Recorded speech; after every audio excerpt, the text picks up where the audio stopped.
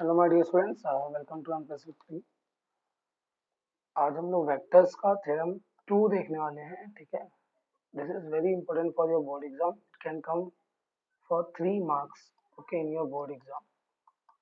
Board exam में ये 3 marks का आ सकता है, तो जरा ध्यान से इसको देखना। आज हम इसको समझेंगे इस तरह से ना, बहुत इजी तरीके से सीखेंगे। बस आपको थोड़ा सा 5 मिनट तक ध्यान से देखना है। 5 या आई थिंक 2 से 3 मिनट तक आपको समझ में आ जाएगा। ठीक है, तो एक बार मैं क्वेश्चन रीड करता हूँ। If A Okay, if A and B any two non-zero non-collinear, okay, so A and B are vectors such that they are not equal to zero, and non-collinear means they are not in the same line. Okay, non-collinear मतलब they are not lying in the same line. Okay, मतलब A vector जो होगा और जो B vector होगा वो same line पे लाई नहीं करता है, non collinear. Okay, vectors in the same plane, okay, एक सेम प्लेन पे है वो लोग। Then prove that any vector R is coplanar with them if and only if there exists unique scalar T1, T2 such that R vector is equal to T1 A vector plus T2 B vector.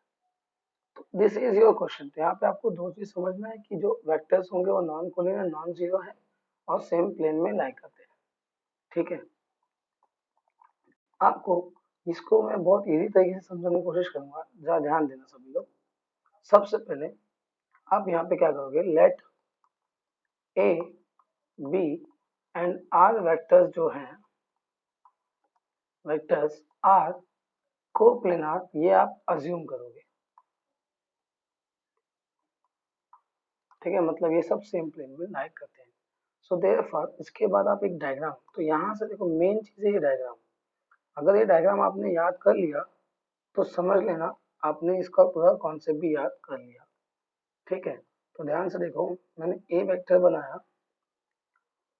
This is your A vector, और यहाँ पे point ओ, इसको यहाँ पे A लिखो। This is your B vector, यहाँ पे B लिखो। एंड इसके बाद यहाँ से इस तरह से हम लोग इसको पैरेललोग्राम कंप्लीट करते हैं। इसके पैरेलल में, यस, इस तरह से ध्यान देना पैरेललोग्राम बनाया जा रहा है। तो यहाँ से एक और आप लाइन यहाँ से इधर मिला देना, like this. Yes, you have to use scale. ठीक है, and so this is your R vector. And then ये डायग्राम आप कैसे भी करके याद कर लो। This is your point R, and यहाँ पे एक पॉइंट ले लो P, और यहाँ पे एक पॉइंट ले लो Q। बस ये डायग्राम समझ लो, आपको याद हो गया तो समझ लो आपने इसको प्रूव कर दिया। अब इस डायग्राम को ही देखते हम लोग अपना आंसर लिखेंगे। तो डायग्राम में सबसे पहले हमने क्या करना है, लेट O, ठीक है, B the point, this your O, this your O। अब इस डायग्राम को देख देख के हम लोग को आंसर लिखना है। तो लेट हम लोग क्या बोलेंगे, be the O B the point such that OA is equal to A vector and OB is equal to B vector. Okay, and OR be the R vector as shown in the figure. समझ में आया? तो late, आप यहाँ पे अच्छा एक चीज और कर सकते हो, लेट ओ, लाइक यहाँ पे आप ओ ओनली मत बोलो, यहाँ पे ऐसा बोलो कि लेट हम लोग सभी पॉइंट्स को लिए O, A, B and R. So let O, A, B and R be the point. ठीक है, on the plane you can add here on the plane such that OA is equal to A vector, OB is equal to B vector। यहाँ पे देख के आप बता सकते हो OA is A vector। तो आपको मेन ये डायग्राम याद करना है। डायग्राम याद हो गया, ठीक है। उसके बाद आपको यहाँ पे दिख रहा है कि OA जो है वो A वेक्टर है, OB जो है वो B वेक्टर है, एंड OR जो है वो R वेक्टर है। ठीक है, नाउ आप लोग को ये भी दिख रहा है कि यहाँ पे मैंने P पॉइंट लिखा है, यहाँ पे Q पॉइंट लिखा है। तो नाउ टेक, लेट, यहाँ पे फिर से आप बोलो let P and Q be the point on OA vector. OA means like OA, on OA and OB. Okay, so therefore OP vector, अब ना OP वेक्टर दिख रहा है, यहाँ से यहाँ तक का जो OP वेक्टर है ये क्या होगा, T1 टाइम्स OA वेक्टर होगा। क्यों? क्योंकि देखो ध्यान से, आप लोगों को पता होगा कोलिनियर है, ये जो वेक्टर है OA vector and OP vector same line में है। तो अपने को पता है अगर दो वेक्टर्स कोलिनियर होते हैं तो उनको हम लोग लिख सकते हैं A times A is equal to lambda B. Okay, अगर एक वेक्टर A है यहाँ पे और एक वेक्टर B है, तो अगर वो कोलिनियर है तो हम उनको ऐसे लिख सकते हैं, some scalar multiple of this, है ना। तो यहाँ पे हमने वही लिखा है। एंड ओ ए क्या है एक्चुअली, तो ओ ए है ए वेक्टर। ठीक है, यहाँ पे आप लिख सकते हो since O P and O A are collinear vectors. Okay, similarly आप यहाँ से क्या लिख सकते हो, ओपी जैसे हमने लिखा वैसे हम लोग लिखेंगे ओ क्यू वेक्टर क्या होगा, T2 times O B vector and that is again T2 is into B vector. Again same, क्योंकि OQ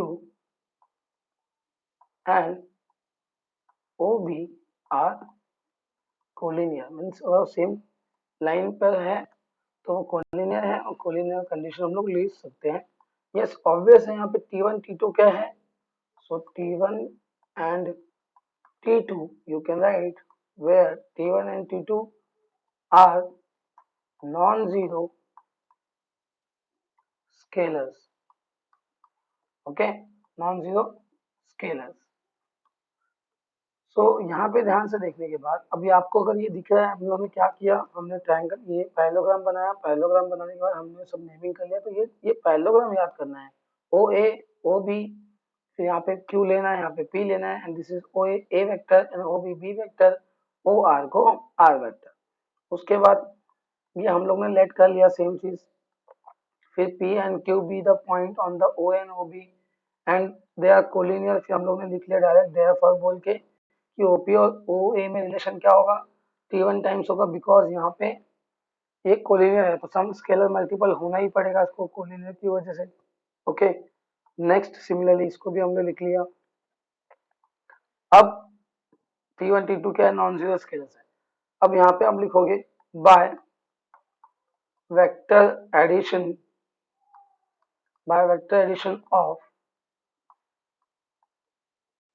parallelogram law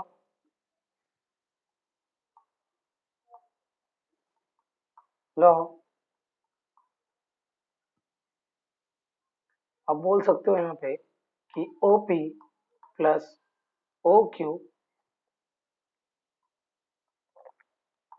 is equal to OR vector. तो यहाँ पे ध्यान से देखो, पैरेललोग्राम लॉ क्या करता है, this plus this is equal to this.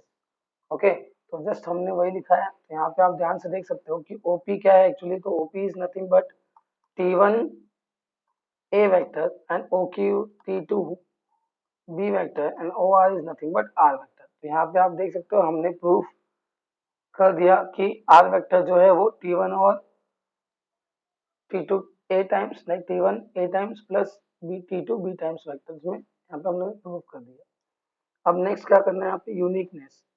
सो इसके बाद आता है इसमें एक और चीज, यूनिकनेस आपको प्रूफ करना है।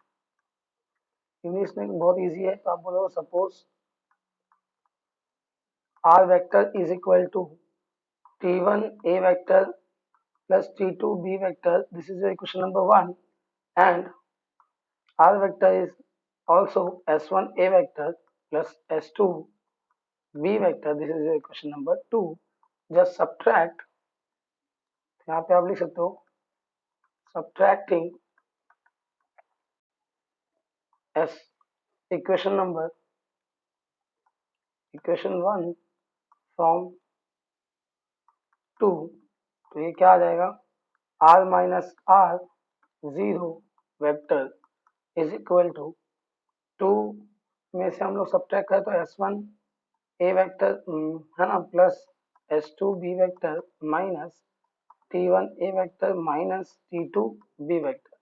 तो अब जब ध्यान से देखो तो S1 minus T1 A vector में कॉमन ले लिया।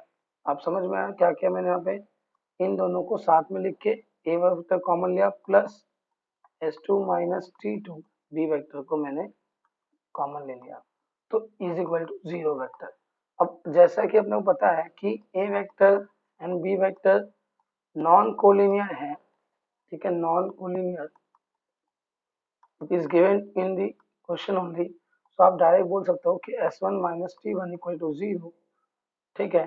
सो therefore S1 is equal to T1, similarly S2 minus T2 is equal to 0, so therefore S2 is equal to T2, okay।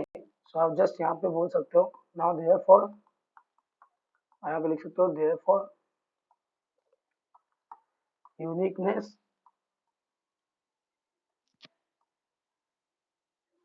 follows, okay। so thank you so